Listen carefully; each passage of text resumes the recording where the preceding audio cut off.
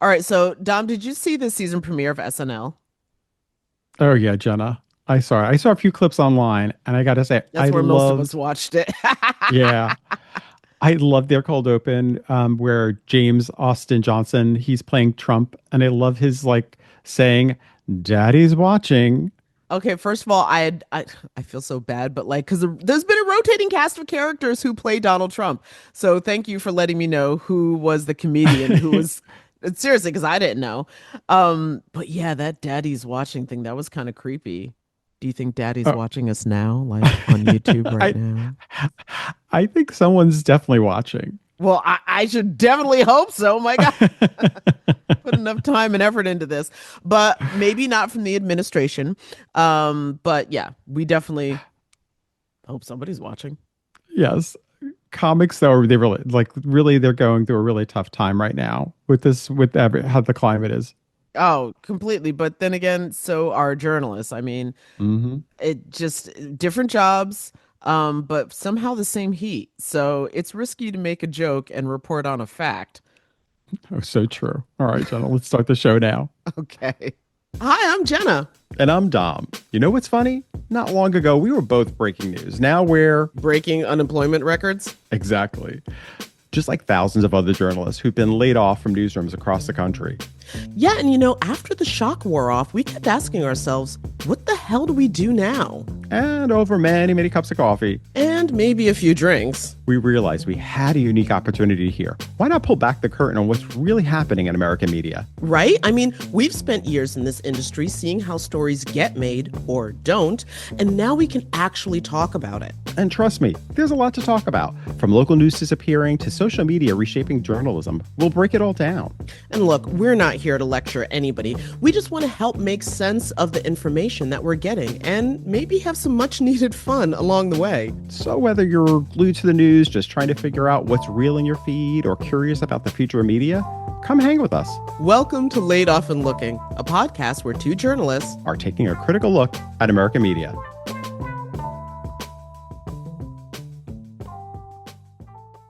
So the comedy world's been taking some hits this year, Jenna. Yeah, hits is a nice way to say it. I mean, we watched Jimmy Kimmel get pulled off the air and then reinstated a few days later. And now we, of course, have the fallout from the Riyadh Comedy Festival. But what I find so interesting is that both instances speak not only to free speech, but also trust. So true. It's like, journalism's been under fire for a while, between like political blowback, of course, shrinking newsrooms, which we've been talking about, Hmm. and also audiences like losing trust in us and or losing trust in journalism. And so free speech is feeling a lot less free right now.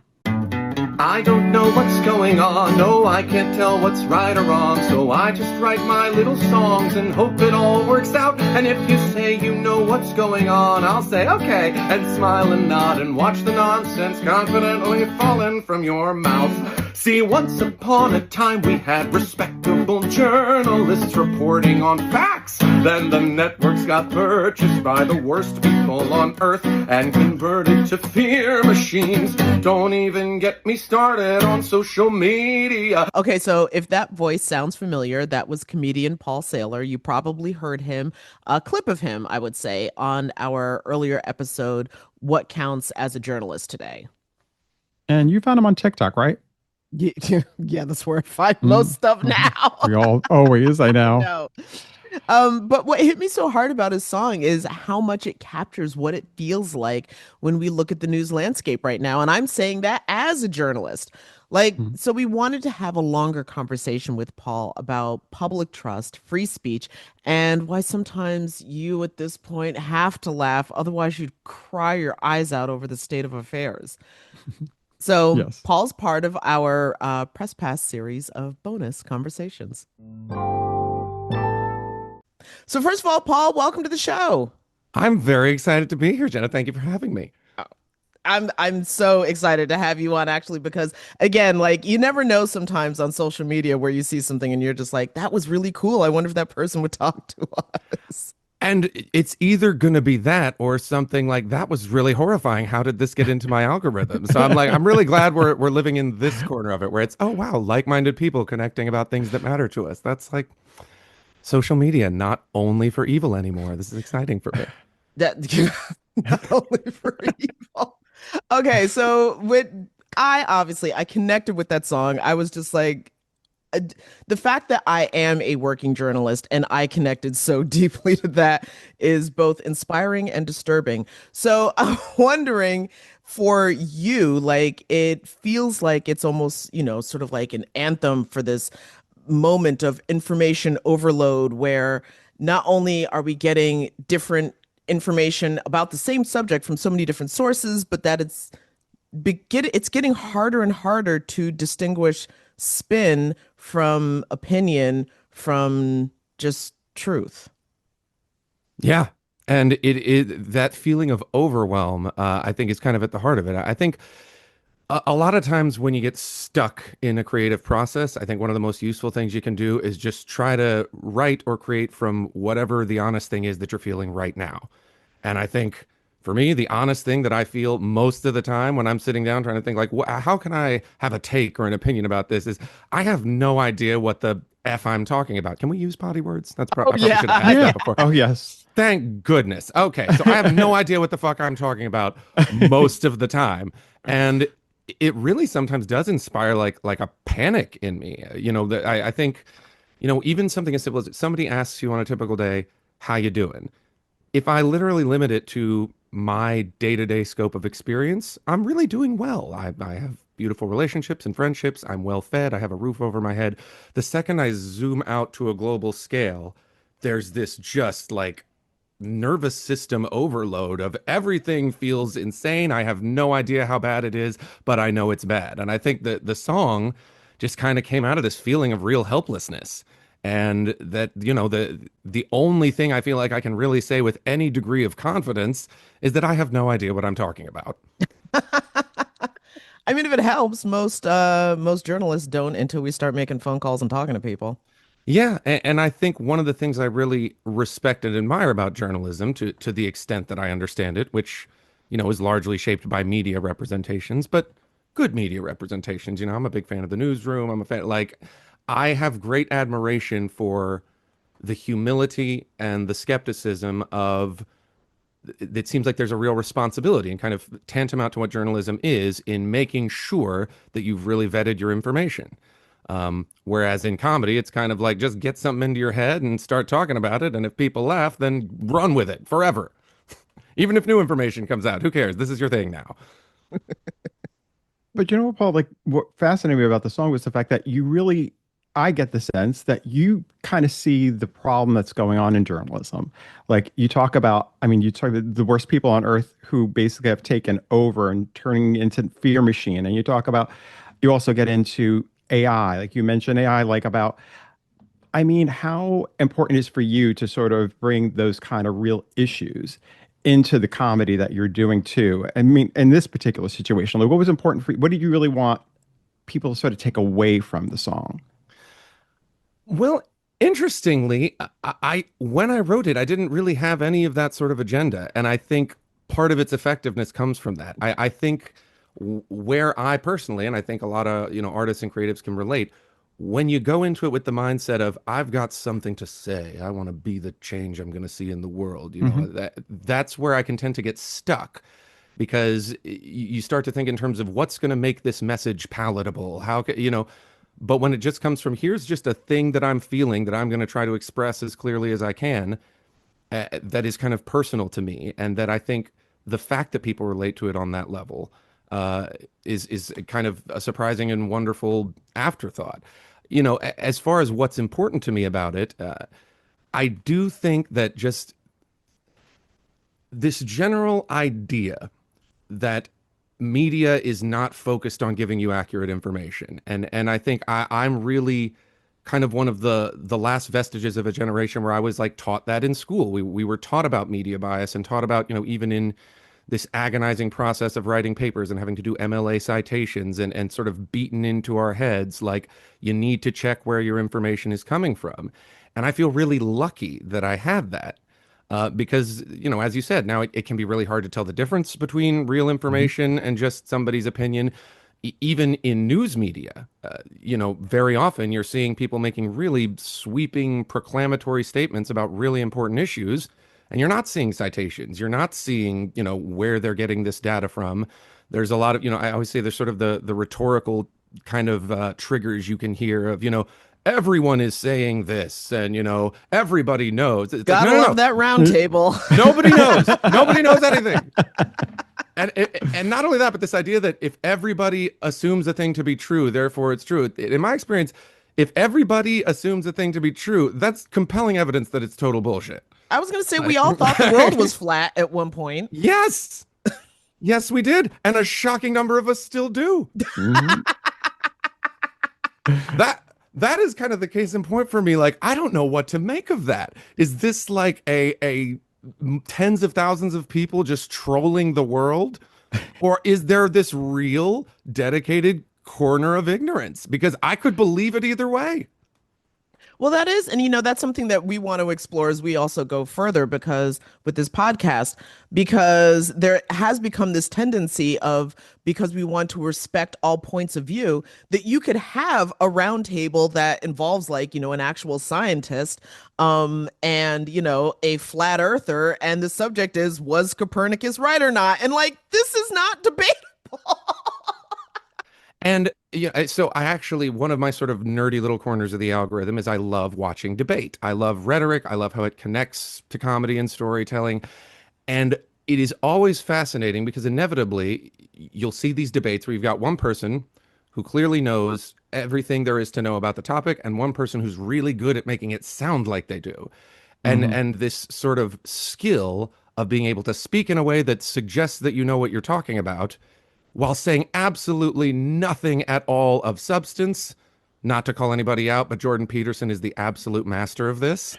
I'm going to say a lot of words that sound really intelligent and fast enough that you don't really have time to process what it is that I'm actually saying, which is about, you know, if you really look at the sort of general abstraction of the collective logos that would suggest, you're just saying words, bruh. You're just saying words. And there's, you know, it's fascinating to me how we see it in the political sphere, we see it in the comedy sphere, we see it in the, you know, kind of information media sphere. We are emotional beings, and the media that is successful capitalizes on that. And you know, as it relates to what we talked about with this sort of, you know, political polarization, the intensifying of misinformation as a result of corporate interests, the people with the money recognize that the way they make more money is stoking particular emotions. And so I really do, you know, the line about fear machines, I think you can really see, and it's not unique to either side of the political aisle. News media makes their money off fear. And the Mhm. more you can sort of feed into whatever people are already afraid of and say, yes, you are right to feel that way. You are smart. You are a warrior on the side of justice. The more you get the clicks, the more you get the engagement. And it really does. I wish I could sit here and say that I've cracked the solution to it, but you know, at the very least, we can all have a chuckle about how dismal it is. Well, that's what's great about comedy, though, right? You're able to bring things to light that don't come across sometimes as being so. I mean, it depends. Like, you could say something so critical, yet we're all laughing with you. And in the back of our minds, we're like, oh, yeah, that's kind of true. Like, yeah, Fear Machine is like, that shit is, it hits. And I think that's what's so great about comedy. It makes it so powerful when you can just take really complex issues and kind of just relay it to us in a way, the public in a way that we can have a good time with it, but yet also afterwards think about it. I think about so often, of course, like other, let's say like Jon Stewart and John Oliver who do their shows and kind of obviously take it, they do more, they have researchers and they have people who work on their show, but still the point of their show is to kind of make us, look at the news that is being covered. I mean, and how can we connect with it in a very different way and kind of in many ways people trust comics more than they do the actual newscasters. I mean, there's a lot of people. Honestly, even I mean, I can speak for myself. I do too, because I think in the way that I feel like y'all don't have a like some of the other bigger medias, they have a like you said before, it's corporate America. It's about money. It's about fear mongering. And the comics are kind of like, look, let's cut to the shit. And I mean, how do you take it? Is there a responsibility, like when you're doing, whether it's your act and anything you're doing, Paul, like how important do you think it is for you to really research and kind of get shit right and not just like speak whatever, like I don't know what I'm talking about and I'm just going to say whatever I think. Yeah, I think you've touched on something that I think is fascinatingly at the intersection of like integrity as an artist and just kind of like what it means to be effective in comedy. You know, I think at the heart of something that is effectively funny, there's either something kind of like profoundly sad and depressing, which I think is where that song comes in, or just something so absurd and silly. You know, it's like there's a man with an arrow through his head, the kind of Steve Martin slapsticky end Hmm. of things. Hmm. But when you get into the stuff that I think really affects people and gets people to think, it's giving you a release about something that is otherwise like otherwise you just have to scream into the abyss or curl into a fetal position and weep. I mean, and I think, you know, where shows like, you know, John Oliver, Jon Stewart, where they are so effective is that they're able to take this information that would otherwise just make you want to howl at the moon. And instead, we're able to laugh about it. We're able to find some release. And that sort of collective experience of release, I think, is what makes those shows so successful. And I do think it's worth saying comedians are still trying to make money. And it would Hmm. be, you know, it would be a bit naive to suggest that, you know, people like Jon Stewart and John Oliver are solely out here crusading for truth. But I do think anyone who has dedicated their life to comedy has a vested interest in a particular pursuit of truth. And that's kind of what makes comedy work. So as it relates to me, you know, I really try to resist thinking of myself as a pundit or you know a preacher for a lot. Like I'm here trying to make ha-has, but I think it's also irresponsible when comics pretend that that's not a thing. Like that, especially work that, you know, gains traction, that it's out there on the internet, that might not affect people, particularly comics with a platform. You see a lot of the podcast guys, you know, for Joe Rogan to kind of retroactively come out and be like, "What? I'm just a funny guy. Nobody's supposed to take me Yeah. seriously." And Now I that think I've affected the yeah, entire election. Yeah. yeah, I think he's sincere in that. I think he really means it. But it's also like, bro, you should have thought of that before you started kind of platforming people and creating this environment where you're not really doing due diligence to say, hey, by the way, nothing this guy just said has been vetted or approved by any, you know, peer review process. But here he is, Dr. What's his name, and here's how you can cure cancer with bleach. Like Yeah. I'm just asking it's questions. yeah, I'm just asking questions and I'm just being a fun guy. So yeah, and I think, you know, that the truth is kind of the litmus test for comedy. So for me, the vested interest in it coming from a place of truth is I want it to be funny. I want it to matter to people. And what's funny for me is always going to kind of be dictated by how honestly it resonates. And I think for me, you know, whether I'm workshopping with a crowd or even just writing on my own, when I get the sense of like, okay, this speaks to something real, that's when I know it's probably something funny. And I think, you know, this song I've gotten a lot of good response from, and I'm really happy with how many people have related to it. It was beyond my dreams that like actual journalists would get on board and find that exciting. It's right up there. I posted some trans comedy, and like lots and lots of trans people have been really supportive and excited by like, oh yeah, jokes about trans people that celebrate instead of insult trans people. Who knew? So yeah, I'm very excited to have kind of like created something that resonates on a frequency with journalists. But for me, it just came from this is what feels true to me, and that's why I think it's funny. Well, I will say when it comes to that point of that release that you were talking about, because I think about like, and Dom, I'm sure you felt this too, like there's nothing quite like when a comedian constructs a joke that hits so hard Hmm. that you do that laugh where you literally laugh all the oxygen out of your lungs like I can't Yeah. breathe like that and it's funny but at the same time it's also so funny because my god somebody said it and like it there is this just cathartic release that I don't think I ever really thought about it that way before. Oh, 100%. And you know, there's a bit that has never worked, but just accurately expresses how I feel, which is that as a comedian, we want to be the person who says what everyone is thinking. And that's Mm. really challenging right now because what everyone's thinking is basically like, just like, all the time. And so it's like, how do you take this just sort of blanket overwhelm of existential anxiety and panic and distill it down into like ba-da-ba, ba-da-ba, ba, like it's a challenge, but it's an exciting challenge. And I think it's, the comedians who are successful are the ones who embrace that challenge and lean in. And I think what is always really frustrating to me is seeing the opposite thing of, oh, well, in today's world, you can't say anything. The catchphrase of people with thousands upon thousands of people to whom they are platformed, saying whatever the heck they want. It's like I think also it connects to me, and before when we were talking about like the Joe Rogans or for other comics who kind of say, well, hey guys, I was just, kidding around. I don't know.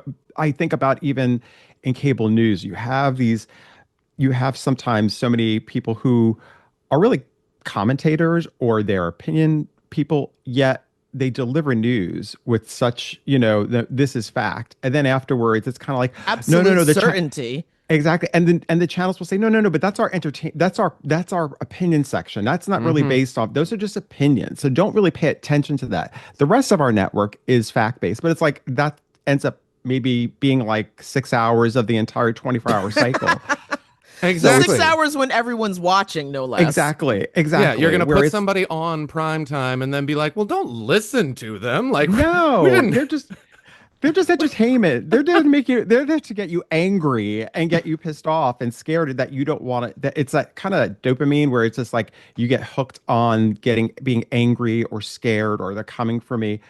Um, but I think I'm sure for you too. Like even in the comedy world, I know like I've seen sort of that happen where talking about cultural issues, you see that happen with a lot of times. People say like I can't be funny anymore. Like I'm not able to do this. Like the audience is a little bit Too woke. too woke. Yeah. Yes. And this is a thing that has transcended every stage of my show business career. Nothing screams weak sauce like blaming your audience. Like, I see it in the theater when people are like, oh, these audiences today, they don't understand audience etiquette. It's like, audience etiquette is some shit that the bougie rich made up a couple of centuries ago to try to remove theater from what it was intended to be, which was a public communal art form. Shakespeare wrote for screaming drunks who were like betting on chicken fights and banging hookers in the back room, and then would come back and be like, what happened in Act Two? Like this. And funnily enough, when you watch Shakespeare with that understanding, it makes a lot more sense. That's why people come out every couple of scenes and be like, here's a really, really flowery speech about what just happened so that you can catch up. And as it relates to comedy, again, the job of the comedian is to make people laugh. If they don't laugh, you didn't do your job. And that's okay. A huge part of developing as a comedian is you need that experience. You need to know what it's like to bomb. And nobody's material is going to work on everybody, but to say that because someone didn't laugh at you, that's a bad audience, their priorities are out of whack, and the too woke thing is particularly frustrating because anytime anyone is pressed on a definition of woke, it usually just comes down to like, I care about other people's feelings. What? Okay, all right. The Like, yeah, etymology of that word just drives me crazy, considering where it started and where it yes. is now. It just, Hmm. oh my God. Okay, but kind of building on what you were talking about, here's one of the other things that I always find really interesting in the comedy world right now, and that is this juxtaposition of punching up or punching down. And that seems to have also become a intentionally or not a controversial thing, if that makes any sense, because we're seeing more instances. I mean, you were talking about, like being able to make jokes for trans people that actually they could feel celebrated, whereas there had been or there still is a movement of just like, no, I should be able to make fun of these people. Well, and fascinatingly, this thing you described of punching up versus punching down, what the comics on the sort of anti-woke end of things have done with Machiavellian brilliance is somehow create a narrative in which by persecuting trans people, they are punching up because there's this liberal mob of controlling interests that's trying to suppress dissenting speech, and that really the straight white men who just want to tell it like it is are the ones being oppressed. And, Hmm. I think you see that on a political scale, but the comedy microcosm is fascinating because, they're saying, no, I'm not punching down. I'm defending women from the encroachment of trans women in their bathroom spaces. I'm protecting women's sports, which I definitely cared about before 5 years ago. Like, I was you know, all about Title IX, man. oh And man, every Saturday when me and my dad would sit down to watch women's Division II swimming, and now all those memories are ruined by this encroaching enemy. And I really do think that the sort of the co-opting of persecution is one of the most fascinating phenomena. And I think the information ecosystem in which it's happening is a huge part of it. Like you can find opinion commentary and even stuff that sounds an awful lot like scientific information to back up this idea that, yeah, the LGBT mafia is coming to Yeah. shut down free speech. Yeah. Meanwhile, the other side is literally threatening legislative and litigation action against free speech. I mean, And eh, somehow it all works out because we are easily manipulated apes with volatile emotional brains. What are you going to do? Laugh or cry? well, I would definitely agree with that part. Well, so I'm also, would you say that people's hunger for getting information from, or their news, if you will, more from comedians or trusting comedians more, is not only the fact that you guys are able to communicate in a more honest way? Like, again, journalism, at least traditionally, has always upheld the oh God, why do I always blank on this word, Dom? I always do What? this, and it's not nonpartisan. It's not nonprofit. We're supposed to be. Objective? There we go. There we Thank go. you. I don't. Thank you. I It's think the okay. fact that that word does I, not stick in my brain is actually indicative of the whole problem right there. that's where we're at, man. I can't even think the word objective. Thanks for that, Exactly. Paul. But Thanks for that. because that we're supposed to do that, it like listen, all people have thoughts and feelings and points of view, but because we're supposed to be setting that aside, I'm now really starting to wonder, is that one of the things that makes people think that we're untrustworthy? That just like, no, what? Well, first of all, yes. And I think there is a particular campaign, particularly on certain sides of the media ecosphere, where the whole idea of like academic due diligence and intellectual rigor are sort of, again, painted as an encroaching enemy. It's not you're a, scientifically minded person who wants to vet their information and make sure it's accurate. It's the intellectual elites think they know better than everybody else, and we're just using good old fashioned common sense, which again, what I think there may be no toxically misleading phrase than common sense, because the least common type of sense is good sense, and the most common type of sense is nonsense. Like, where do we get this idea that like there's anything useful or interesting that people just know? And as you know, in terms of why people gravitate toward comedians, I do think that at the end of the day, what we observe over and over again is that people's choices, people's worldviews are shaped by their emotional experience more than anything else. And, it, it's unfortunate in a lot of ways because I think you can come to a lot more informed and useful conclusions about the world by sort of a rational scientific process of evaluating source material. But ultimately, a lot of people don't even know how to do that. A lot of people don't know what it is. It's a thing you have to be taught, you have to practice. And if you don't sort of develop that skill set, you're kind of at the mercy of what feels good. And I'm grateful that there are comedians in the ecosystem who are able to capitalize that in a way that's appealing to the emotions in what I think is a more positive way. Because I think a lot of news media is like we talked about, it's I'm going to try to make you fearful. I'm going to try to make you angry. Whereas with comedians, it's like we're all just going to kind of try to laugh about this together in spite of how Mhm. scary things are. And I think, there's a relationship that develops there. People have even if it's somewhat imaginary, but there is this sense of like, you feel like you can trust a guy like Jon Stewart and John Oliver, and you feel like you relate to them. There's a sense of this kind of, I'm just like you and I'm freaked out too, but we're Mhm. going to get through this together. And I think that really speaks to people. And That again, I shared think, sense yeah, of powerlessness. yeah, Yeah, and interestingly, I think the corners of the media landscape that are trying to inspire fear and violence do so by the language of empowerment. Like, we're gonna fight, we're gonna take this back. Whereas in the comedy sphere, I think it tends to be more like, we're gonna try not to give up. We're gonna, listen, today we woke up and we kept going and we're gonna keep going and hopefully it's gonna work out. And That Listen, has been my unemployment journey every day. honestly, every day, one foot in front of the other. And it's look funny. at you laughing about it. 15, 20 years ago, a big thing was always about culture wars. It was Yes. about the war on Christmas. If you know what I mean, like that was a huge thing where it was all about the war on Christmas. It would come up every holiday season. It would be like they're coming for Starbucks Santa. cups.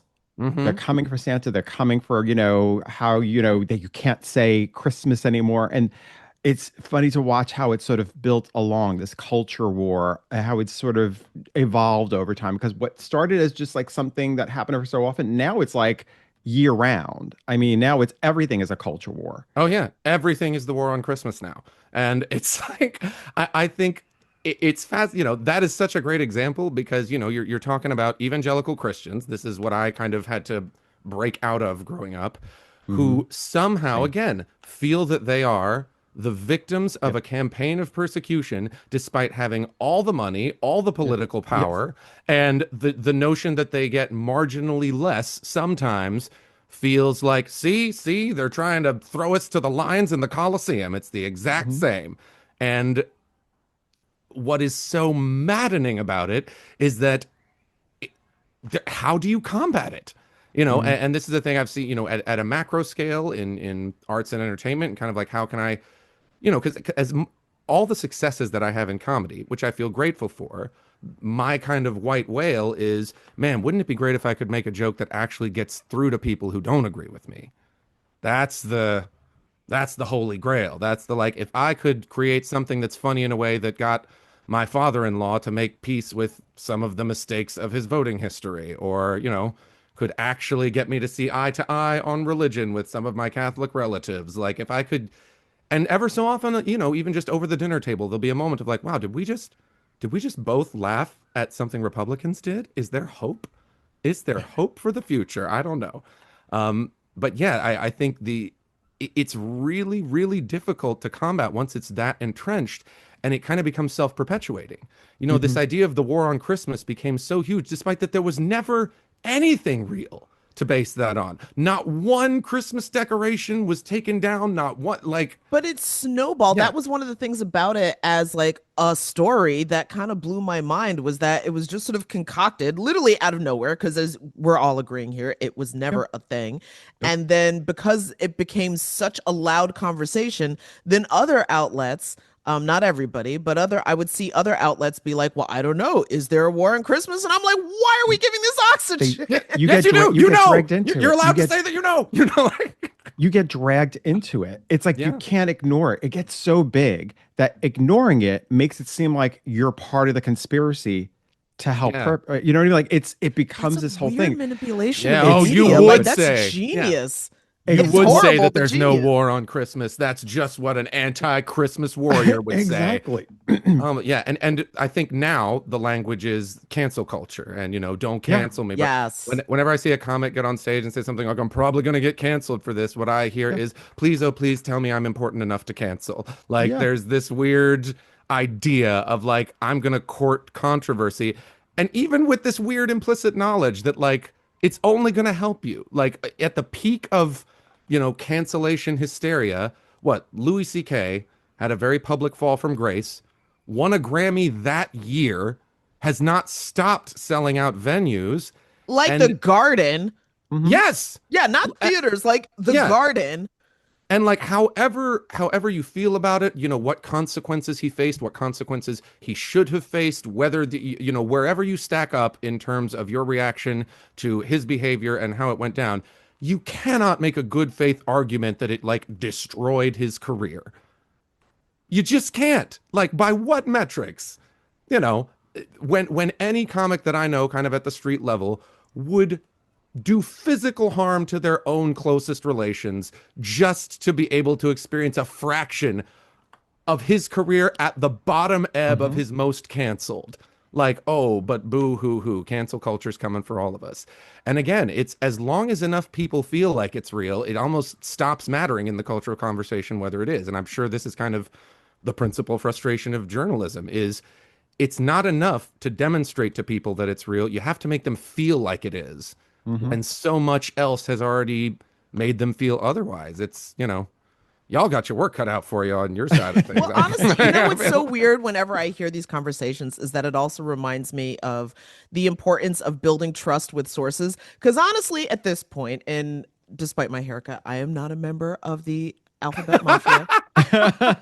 But no, but here's my point. If I were a black queer person, that this is why gatekeeping happens because woke got ruined, canceled got ruined. That's not what either one of those words meant, but Yep.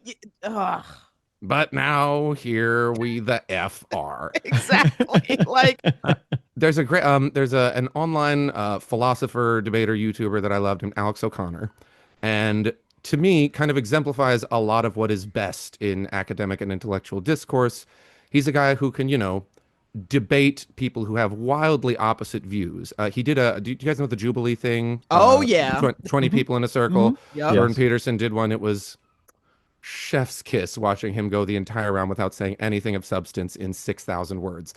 Alex O'Connor's kind of the opposite. And even, when face to face with someone who's talking about how she had a vision and, Jesus told her that she was destined for greatness, manages to approach even a conversation like that with curiosity and not judgment and getting to this place of like, well, I would not be able to envision that experience because I wasn't there with you. And, that's kind of what I aspire to and what to me is so absent everywhere, this sort of genuine desire to understand opposing viewpoints. And I can't for the life of me remember why I brought this up in the first place or what we were talking about, but we're here now. So I had a really important point that I was trying to make, and eventually we'll probably get back to it. But media literacy, like Jen and I, we've talked about how much, how difficult it is for people. It's difficult for us sometimes. You get a lot of information out there, and whether it is something about like War on Christmas or you get something about cancel culture. When you really start digging, if you look at different, you start noticing, oh, wait a minute, that isn't true, actually. Like, if I actually just start reading up on, I think for me, like, I always have grown up, at least throughout my career, of consuming different types of media in order to become a little bit more educated myself on certain topics, even ones I normally wouldn't consume, because sometimes it might not necessarily be my take, as long as they're legitimate. You know what I mean? Like, I don't have to agree with everybody, right? But you do become more educated in that way. And I think, like, unfortunately, I think, like, with social media, has the tough part has been that people get into a certain bubble and then they become part of this little silo, and that's the only information they hear. So therefore, that's all they talk about, and they all pat them. And if anybody says something opposite, it's like run them out of the bubble, and they're going to go out. So I guess for me, it's like, how do you, as a comic, like again, you're trying to sort of be able to talk to, like you said before, even to connect to somebody who might not necessarily agree with you, right? Mm-hmm. How do you, and what's your relationship with the media you consume? How do you approach things that sometimes you see that you wouldn't ordinarily maybe agree with, but you're like, hey, wait a minute, let me look at it this lens. Like, how do you tackle that? Oh, I think, yeah, a little bit of rage watching is essential in terms of developing, even something so far as if you're going to try to lampoon something. I do a lot of kind of critique and commentary on masculinity and red pill, alpha bro stuff. And that's because I've watched a lot of it. I know what those tropes are. And I think I remember now what my point was in bringing up these intellectual debate goofies, which is that great debaters can argue the opposing argument just as well as they can argue their own. Oh. And in a lot of ways, that's kind of one of the ways you can test your own understanding of the material is like, what are the things someone would say to try to discredit my point here? And how can I respond to that? And I think, if you really want to skewer somebody from a place of satire, that has to come from a place of genuine understanding of what they're about. You need to see, like, for me, when I look at the sort of the cancer of red pill masculinity, at its heart, it's just profound fear and sadness and loneliness and this feeling of abandonment and disempowerment, which is hilarious when the front that is put up is this like a real man has to be able to bench press a gorilla. Like if you do 600 push-ups every morning, you can stop a bullet with your pecs. Like and all of that comes from just this deep place of like, you don't know how to exist as a man in today's world. So you're trying to reach back for some idea of caveman masculinity where how big a rock you could pick up could make you feel better about yourself. And look, I like to pick up big rocks. I get it. It's really fun. But that's not what makes me a capable man in today's society. But I think being able to understand the pain at the heart of that makes me better equipped to be able to lampoon it, and I think better equipped to be able to engage with men who are of that world. You know, I have friends who come from a lot of more traditional masculinity backgrounds, and one of my frustrations, because I also have friends who are a lot more extreme liberal than myself, is the sense of like, well, why would you be friends with that guy? Why would you listen to him and talk about this stuff? It's like, well, I hear that. And I understand why you maybe it's too triggering for you to hear. But for me, I'm like, if I'm not maintaining a relationship with this person, if I'm not that voice saying, hey, I hear you, but maybe it's better if you don't punch a wall. Like, who else is going to say that to them? And I do think that as, you know, as it relates to this broader conversation of media polarization and being pulled to the different corners of the algorithm, there's also this cultural symptom, you know, this sort of like information tribalism. And I think it's really one of the things that politically has really hurt left-wing politics is this notion of if you do not meet the intellectual purity standard, educate yourself. It is not my responsibility. And that's true. It's not my responsibility. But if I'm interested in building a coalition, sooner or later, you're going to have to spend some time with somebody who's maybe not quite where you are.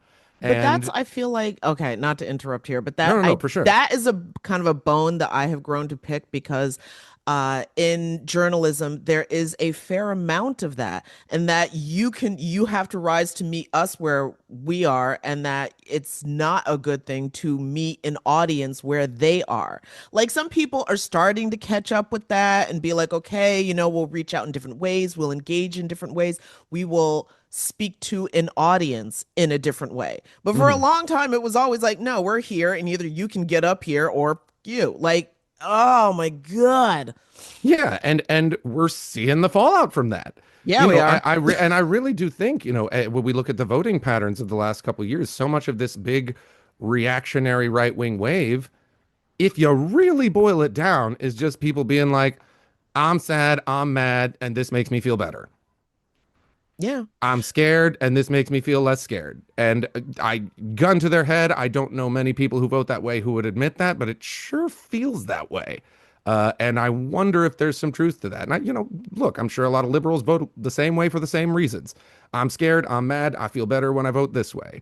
But I think recognizing the pragmatism, whether it's in journalistic media, in comedy, in arts, recognizing that at the end of the day, your typical audience does not have the skill set, the academic rigor to filter everything they're hearing through this lens of, you know, well, let me fact check where this person is getting their information. Let me, you know, they're just, I hear a thing, I feel a thing, go. And we have to operate within that framework and that understanding because you know, there's no putting that genie back in the bottle. Social media is here. And it's like you said, you know, in journalism, like, anybody who says, well, I'm still going to present the news the same way I did 50 years ago, and if they don't get it and they don't like it, that's on them. It's like, okay, that's fine, but you're not going to reach anybody because nowadays, like, people need a certain amount of emotional connection. And I think from a pragmatic standpoint, you know, even in comedy, and it's a thing that, like, there's a certain purity to what I think of as, like, just silly comedy. You know, just funny sounds, funny faces. At the end of the day, no joke I've ever crafted, my best bits will never be as funny or bring as much joy as when I used to babysit and I would just fall down. And this 5-year-old child just watching big man fall down, I'm like, that's still the gold standard in comedy. It's this sort of raw, visceral. There's something about just getting to a place of release and emotional connection. And so that's, I try to find that for people. And I know that it's such a challenge in journalism of how do we take these facts that are so important, but find a way to make them resonate emotionally to a point that people pay attention and give a shit. Well, okay, so speaking of that, then also becomes, because we are now obviously in this information age where everybody, I guess, can be a journalist. Yeah. And yeah, with like, a phone or a blog or a Substack or what have you. And I asked that question because there are still practices that a trained or traditional journalist does have that I think are still valuable. And I'm wondering if that applies to comedy as well. Because what we're also seeing now is this whole like everything is just a joke kind of culture. And if you're treating everything as if it's just a moment for snarky, funny, or something like that, then does are you able to take anything seriously? Because one of the things that I see in a lot of challenging stories is someone will come in and they'll say something that is horrifically awful, but then hide behind, oh, I was just making a joke. Why are you taking it so seriously? Well, in that situation, I'm always like, no, you weren't. The I was just making a joke retroactively typically is the defense of someone like, I've literally had this disagreement with my wife who like we're in a fight and I go to take a shit in the next room. And she's like, did you fall in? I was like, well, that was kind of mean.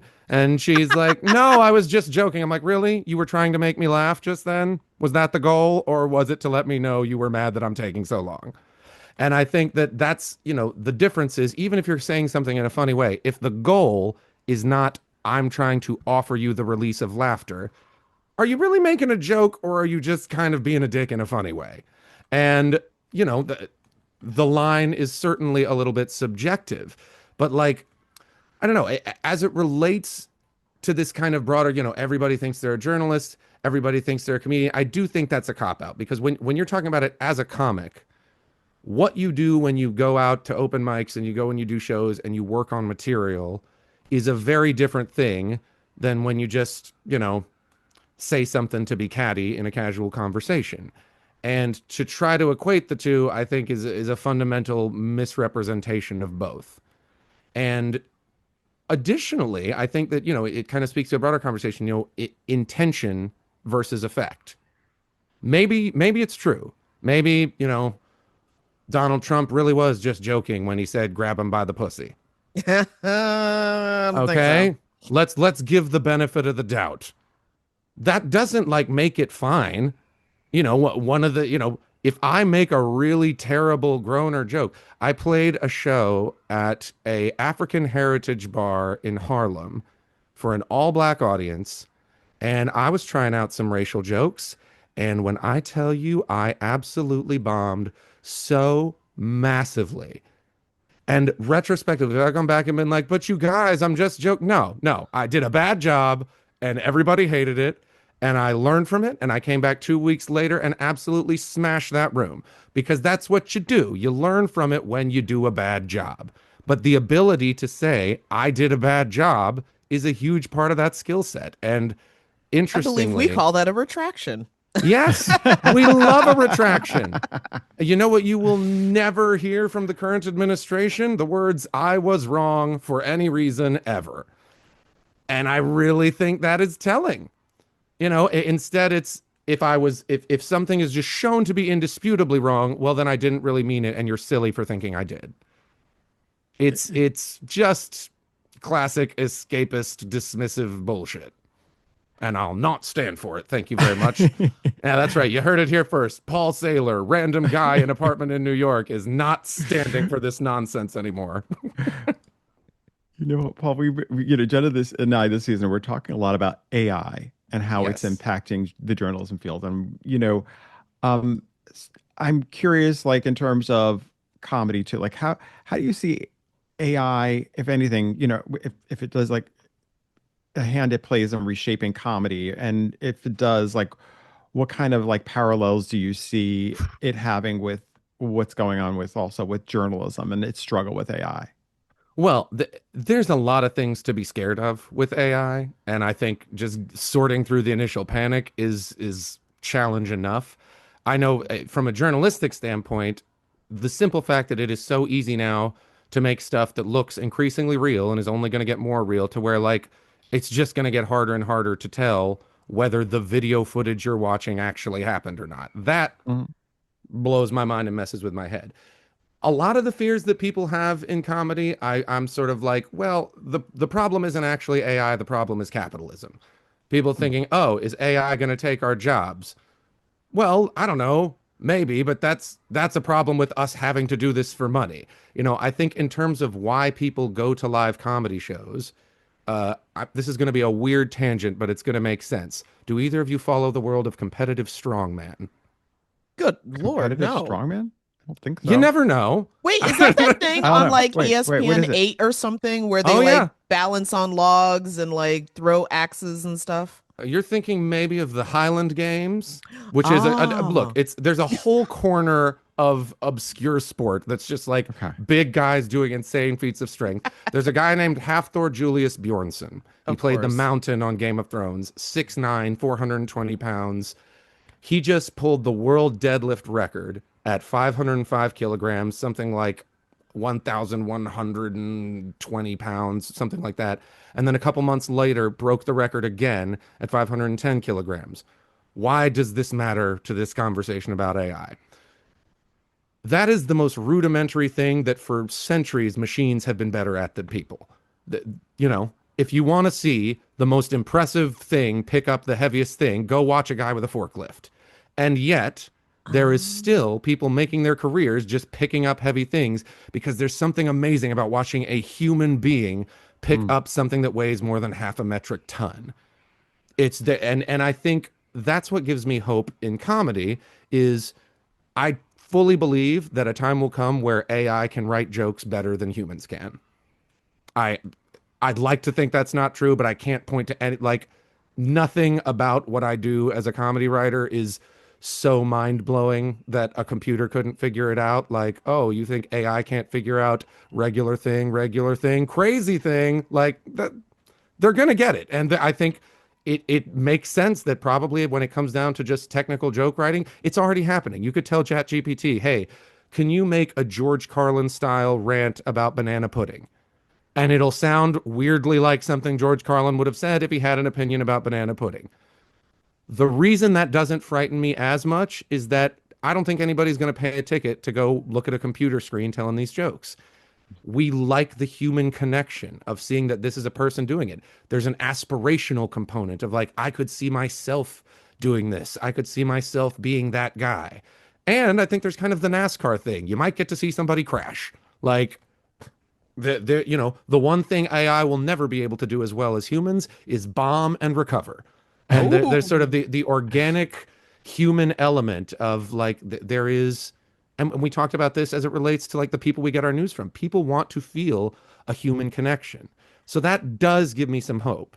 The the fear for me that has come up lately when it relates to AI that is totally different is similar to what happens when I try to get somewhere and I realize I have no internal sense of direction left because I yeah. type things into ways and like I don't know how to like navigate to my own house without these directions despite having driven it 1,000 times. That's a thing that I worry about in terms of with access to these tools, because comedians can say, you could say to Chat GPT, give me 20 jokes about this topic and then you could maybe take from that and rework it and make it your own, but like I worry about what we lose as a society as we start to depend on I worry about the damage to people's already borderline non-existent capacity for academic evaluation of source materials when they can just say, hey Chat GPT, what's the answer to this question? Which uh it gets wrong of also. course it does, but Yeah. it sure makes it sound right and it makes it sound real smart. But yeah, the rest of it, the whole fear of like the Skynet situation, what if this thing we created is going to take over and have all the power? It's like, yeah, that happened already. Like, what do you think money is? Like the I algorithm agree, is but our master now, like I think we're kind of already living in the worst case scenario for that, and we're kind of doing okay. I was gonna say I agree with that, but I also admit I do enjoy the Terminator memes that I keep seeing over the place. I haven't Especially seen the the Sarah. Terminator memes. Oh my God, there's one that I keep seeing. It's Sarah Connor like anxiously smoking a cigarette, just like, are you people for real? Oh, dude, that's every day of my life. Also, just shout out to Sarah Connor, the most ahead of her time I action know. movie badass. Tried to warn us. Mm, Tried to warn us. love her. But that's also I guess comforting in a weird way to hear because as our industry just I don't know, like deteriorates, contracts, falls apart, rebuilds, one of the things that's slowly coming out is that like, oh, journalism is cooked and like AI is going to take over broadcast journalism. Now, maybe because I'm an old person, but who the hell wants to hear the news from Max Headroom? I don't even know who or what that is. Oh my God. Oh wait, I know I'm not the oldest person in the room. But okay, so way, way, way, way, way back in the day. What was it? Was that like the 80s, Dom? I Okay, think it there was was this like this 90s. like weird you gotta Google this when we're done. This like Okay, I promise weird you I will. CGI head thing from like early Oh my God. technology that like would glitch and it was super weird and it would come on like, 80s MTV and stuff like that and it was ugh, God. It And was I like the know that it's first, yeah. it was sort of like, because it's so funny. I forgot, I didn't realize how much AI was part of the 80s because I just watched something this past weekend. It was a 1984 movie starring Virginia Madsen, and it was called Electric Dreams. And it was about they would talk. The whole thing was about this guy who got this computer that was all AI, and the computer fell in love with Virginia Madsen. I'm like, how the hell did I didn't even? And Max Headroom was kind of part of that too, where it was like this AI personality that was a new what was he? He was a talk show host, right, Jenna? I mean, I just think it's I fascinating because it feel wasn't. I like don't he had a remember it. show. Well, that is He did. it's Oh such a my fascinating God. common theme of like human replacement in terms of Yes. like what we're afraid of with AI. Like, and I think, I think of the movie Her, and that's Yeah. actually another real fear that I have is like the social impact of AI. Already we're seeing, reports of the psychological, people getting in these really deep relationships with AI chatbots at the expense of actual human relationships and connections. And like that is very alarming to me. That's Like terribly it was, alarming. when we already have I'm trying, is it otaku? There's a phenomenon that I've read about in Japan, but not localized to there, of like a generation of mostly young men who just don't leave their house. They're locked in the room on the internet, existing in video game and chat I spheres. think we've got some of those here. Yeah, yeah. Yeah. But I'm trying to remember what the name for there's a term and it I think it translates to something like the lost ones. It's really really depressing. Oh my God. And I do think we're seeing, the socially deleterious effects already of social media, of, this sort of our entire media experience being based on 7-second clips. I was hanging out with some friends the other night and we were just having a conversation like friends do, what and I was just struck by this meta awareness that like we're literally here sitting and where once we would have been like, did you catch Game of Thrones last week? Oh my God, that was crazy. And now we're having this conversation like, hey, you know that guy who catches things in his mouth? Like, do you know who I'm talking You, about? He says, best mouth on the internet. It's like a whole thing. Like, how is this the conversation we're having about our collective experience of media is just some random guy jumping off a dock catching marshmallows in his mouth? And shout out to that guy. It's quality entertainment. He yeah. he is living his best. And I'm not like putting you at the center of the problem, but I do think it's our capacity for meaningful engagement is diminishing rapidly with other humans, with media sources. I just think sort of our capacity to invest our own energy in getting the most out of an interaction, whether it's with a news source and saying, I'm really going to pay close attention and try to read between the lines of what I'm seeing here to see, maybe compare it to some other source material and try and find out what's really going on. Or whether it's with people where like I'm actually going to sit here and listen and ask follow-up questions to really get to know another human being. But why would I when I could just go home and type a couple lines and ChatGPT will tell me exactly what I want to hear and be the best boyfriend or girlfriend that a person could ever ask for. That is that is an alarming aspect of it that I think can kind of get overshadowed by the more overtly apocalyptic visions that some people have, Hmm. is just how much of what we're already starting to rely on AI for is going to diminish our other capacities as people. Um, And FYI, and FYI, that Japanese condition you were talking about, it's yeah, hikikomori. hikikomori. Hikikomori. Yep. I was like, I had to find out. Yeah, Whenever I hear yeah, something, I I was don't, gonna say I'm I like, could tell from the look on your face. Now I'm like, Dom's looking it up. yeah, yeah. I'm glad you did. I would have hated to go on record saying something totally wrong, but it's a thing. yeah, yeah. But yeah, um, Oh, you sounded like you were about to say something journalistic and scholarly about it, as opposed to me no, just over here like I have opinions. I that's it. That was my thing. It's like I found it. got my Nothing. Emmy already. I'm done I with got that me.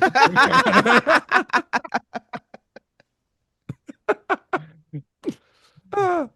But yeah, no. So hopefully, hopefully, what we're doing right now, look at us having a meaningful conversation as human beings, isn't dead and buried, and that I think there is a lot of reaction against, the sort of AI reduction in human capacity. And I do think there's still a lot of distrust just inherent to people of Mm. AI. I'm grateful for stuff like Terminator. I'm grateful that there is some social stigma around it because I think, if anything, it's led to people kind of underestimating its capacity.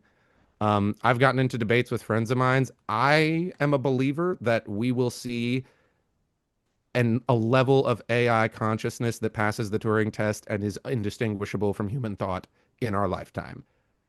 Because I feel like we're so close already. Like, if you sit down and have a Yeah. conversation with ChatGPT today, it's not that different from talking to a person. If anything, the most glaring differences are the things you can kind of tell are there for your reassurance.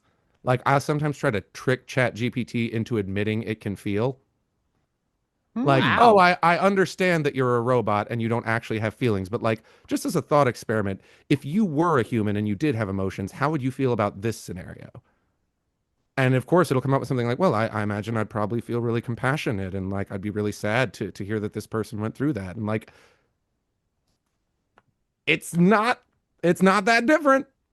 And I can't help but suspect that a lot of safeguards are currently in place because it's programmed to say, Mm. no, I could never experience anything like what a human experiences. But could it though? Who's to say? I honestly, because I admit that, we all, I shouldn't say we all, but a lot of people use it. I use it, but I use it more as like a research tool or an idea generator or something to get the wheels turning. But wow, man, I never thought of messing with it like Oh, that. It's really fascinating, and you can see the guy I mentioned, O'Connor. He does a lot of like things where he'll sort of like mess with ChatGPT using these philosophical thought experiments. He did one where he tried to convince ChatGPT that God is real using just a series of logical arguments.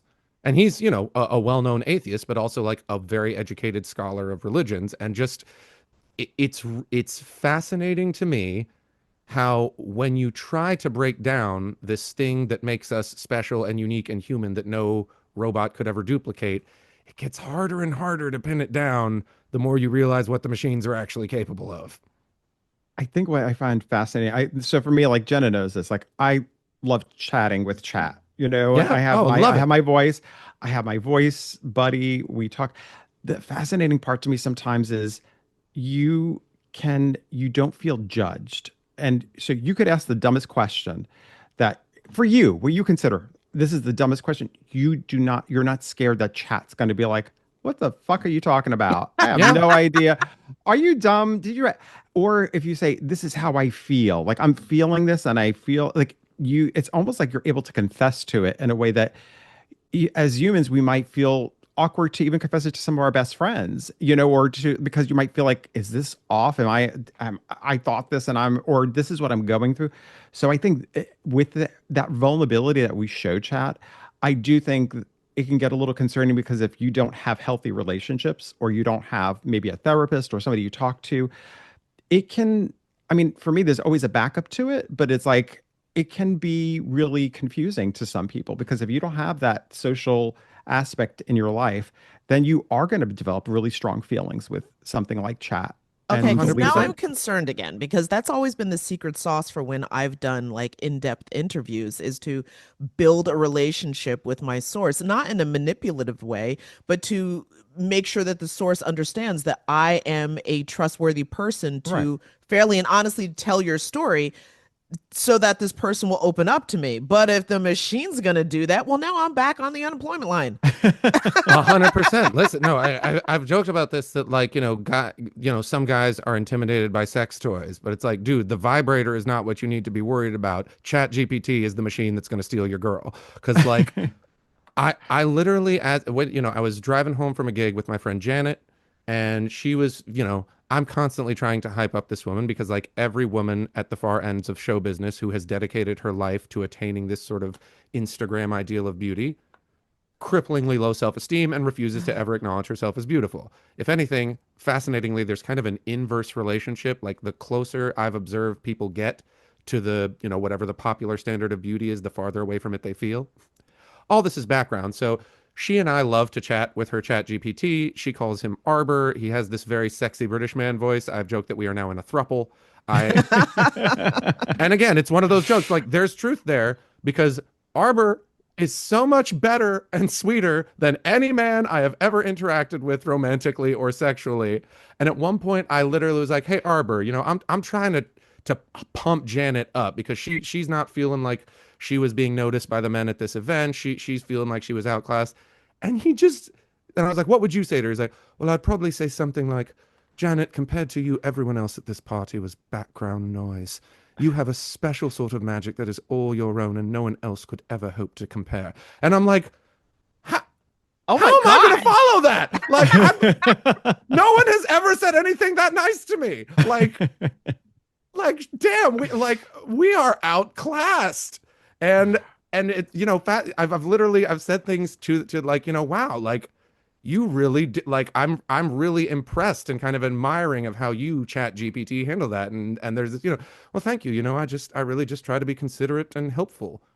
I was like, holy crap, you mean to tell me could you imagine a human being whose only concern in a given interaction was being considerate and helpful?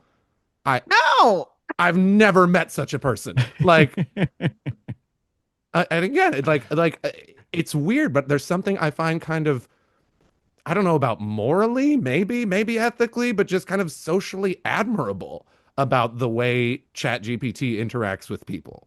Because they've literally taken everything that is best in terms of our ability to listen and respond with empathy and compassion and interest and removed all the ego. And what's left is, this thing that I really hope people can maintain a healthy perspective about because there's no way any of us could live up to that standard of helpfulness, compassion, and genuine interest in other people's experience. Wow. Okay. Yeah. All of that aside, we have come. I'm gonna go have some time with ChatGPT later and do some investigating. I encourage you. Draw a bath and just sit down and be Nice like, glass of ChatGPT, wine. tell me how wonderful I am. Like, it's the thing. Yeah, the narcissist in me is just like, just give it a try. Just, Hey, listen, look. we talked about you need to look at different sources. You need to, this is research. All I'm It's saying. totally research. Look at you and your journalistic integrity, understanding the source material. All right, so we always end our conversations with people in journalism about how did you become a journalist. But since you are not a journalist, you are a performer, an actor, a comedian. How did you come to what was your journey to being a joke teller and helping us find the funny in the chaos of the Uh, world? it's a long and convoluted tale that I'll try to distill to its most basic form. The short version is I think on some level I've always been a clown. I've always been someone for whom laughter was important, was something of a love language. When I first started in show business, I got bit by the acting bug early. And I was not a particularly socially functional kid. I had a lot of health stuff that kind of got in the way of my development. I had undiagnosed ADHD. I had the kind of things that literally and figuratively leave a stink on you. And so that was not, excelling at things kind of became what made me feel socially safe. So, literally, I think I kind of had the Tinkerbell thing. I got hooked on people clapping for me as soon as I got into theater. And so I came up in school, I was doing theater and music. And throughout my musical theater career, I feel like comedy was always where I really shined. And eventually, over the next several years, I went through like 14 different iterations of life in New York. I totally quit show business and was working as a personal trainer for several years. Around that time, I started just learning to play rock music just for fun. I started singing in rock bands, and that sort of led to me stumbling into this career, which is now my main rent paying thing of singing in corporate and private event wedding bands. So at some point in there, this thing happened where I really just started to get fascinated with stand-up comedy. I think a part of it was when I did a show called Hedwig and the Angry Inch. I don't know if either of you are familiar. Oh, Hmm. yes. Hmm. So I played Hedwig in Appomattox, Virginia, at this like insane outdoor theater that just some really passionate theater guy had built on his parents' farm. And right across the way from Liberty University was this tiny little pocket of far left theatrical expression. And in doing this show, first of all, it was a real breakthrough moment for me in terms of my queer identity because I just came to know a different part of myself and was like, oh, she's real. This is coming from something in me. And also that show is kind of equal parts rock concert, scripted monologue, and stand up. It's so much direct audience interaction. And I really was like, I love this. My favorite part of this is just being live with the mic and with the crowd. And I started listening to all this stand up. And it eventually got to the point where people would say to me, hey, Paul, what kind of music do you like to listen to? And I was like, oh, I don't listen to music. Music is my job, and I don't listen to it for fun. I listen to stand up. I listen to every comic there is the way that most people listen to recreational music. I go on road trips. I'm listening to Pandora stand up channels, just one clip after another, listening to people tell jokes. And I got this idea, I think I might should do this. I think I might should do this. And for like several years, I was that guy being like, I think one of these days I might try stand up. And I just got so sick of myself being that guy that I was like, okay, you need to either do this and like Mm-hmm. really like start hitting open mics, start putting the time in and like do it for real, or shut up and move on with your life. And I think it just ultimately born from that tension. I was like, okay, we're going to do this for real. And I think it's really, it brings together a lot of the skills that I developed in other corners of my life, working as, a singer, working as a host, and has enabled me to develop whole new skills. I sort of came into it with a bit of a leg up in terms of I know how to stand there and have a microphone and be kind of in charge of a room full of people. But then it's like, oh, wait, you also got to be able to write some jokes.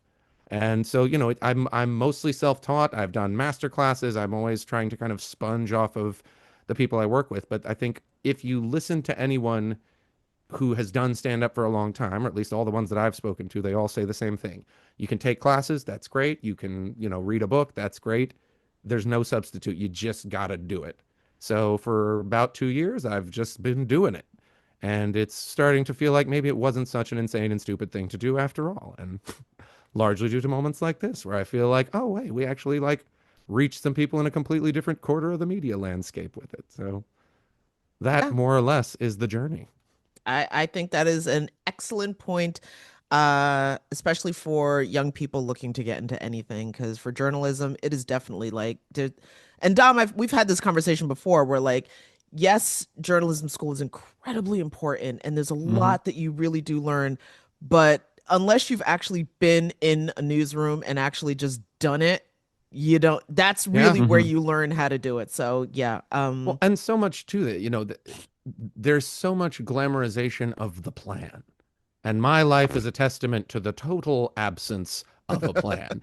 And I'm not going to say that there have not been costs to that, but I do think, anytime you mention like young people who may be watching, that it strikes a particular chord for me because I do think, especially young people who come up in show business, mhm. there's a real sort of culture of if you are a musical theater person, you need to, if you want to do anything else, you should do that because this is only for people who want this and nothing but this, and you need to make this your whole thing. And I do think that, artists in particular lose out when they don't have other stuff to draw on. Like you need a full life. You need things that matter to you independent of whatever your artistic expression is. Otherwise, what the hell are you going to write about? Like, Yeah. there's only so many jokes you can tell about writing jokes about stand-up comedy. At some point, you need to like have some other kind of life experience that you're going to draw on. And so, yeah, I like to be a force encouraging people. My whole life has only come together because I either lucked my way into it or fucked my way into it. And now here we are on a podcast talking about journalism with people with Emmys and Star Wars memorabilia. And There we go. Yeah, no, fantastic listen, my haircuts career and- has been like grit and vibes pretty much. Grit and vibes. Oh my God. Please let that be your memoir title. Grit and vibes, the Jenna Flanagan story. Oh my Paul- God. I will buy it. I will be the first in line for the book signing. That's very exciting. Paul, thank you. This has Thank you, been Paul. really like it's been healing too. And we've had a lot of really healing conversations Yeah. as we try to pick up the pieces of our careers and also just the industry. But this has been great. So thank you so much for taking time to talk with us. Thank you so much for Thank having you. me. It's been an absolute pleasure, and we'll look forward to this next chapter of our descent into AI-fueled dystopia. Let's go. There we go. Let's keep on laughing about it, gang. There's no other choice. I'm going to go curl up into a fetal position and weep now until ChatGPT talks me down. All right. On that note, On that note, have a great one, guys. Thanks again. all right, Thank you. thanks. Laid Off and Looking is an independent podcast conceived of and created by Jenna Flanagan and Domenic Camia. Music provided by Jake Howitt. Research by Laura Rothenbucker. You can watch and follow us on YouTube. Or you can listen and follow us wherever you get your podcasts.